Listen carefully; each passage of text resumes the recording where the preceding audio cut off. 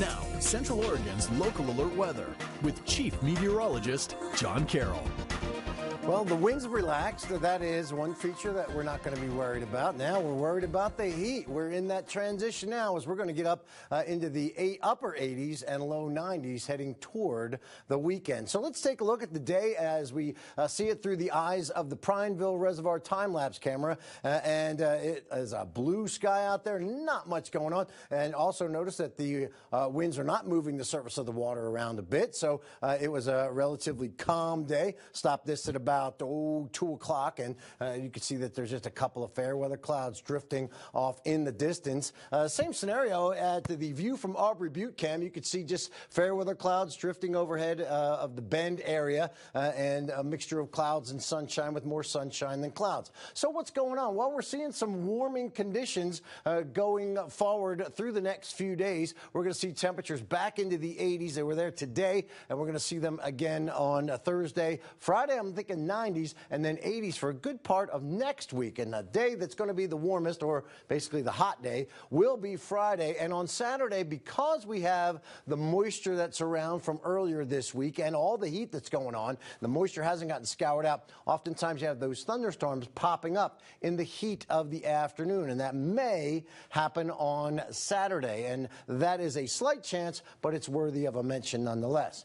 This is what we have for our satellite and radar, just a couple of clouds drifting over top of the Burns area. There are numerous heat alerts all the way through in southwestern U.S., Arizona, California, and Nevada, and even then through portions of the Utah area. And it's all courtesy of this, an area of high pressure that's located right over top of the Four Corners. What happens is a big old ridge.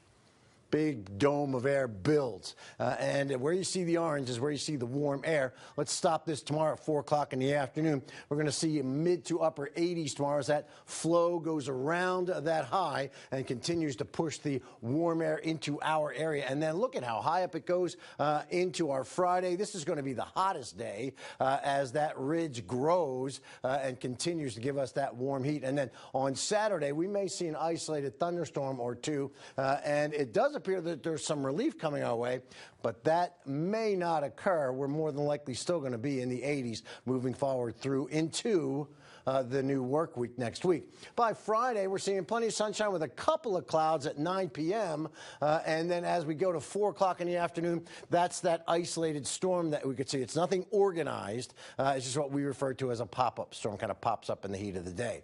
Winds, as you see, completely different from where we were earlier. We have calm scenario in Sun River, 7-mile-an-hour wind in Bend. Overnight lows will be on the mild side. We're expecting 50 degrees for the overnight low at 3 a.m.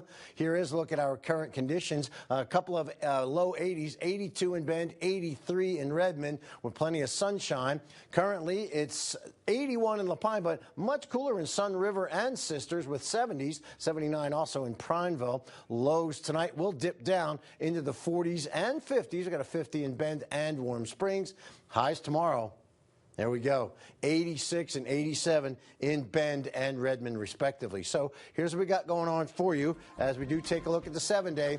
Isolated storm on Saturday and a few clouds and still warm on Sunday. That is a look at your local alert weather.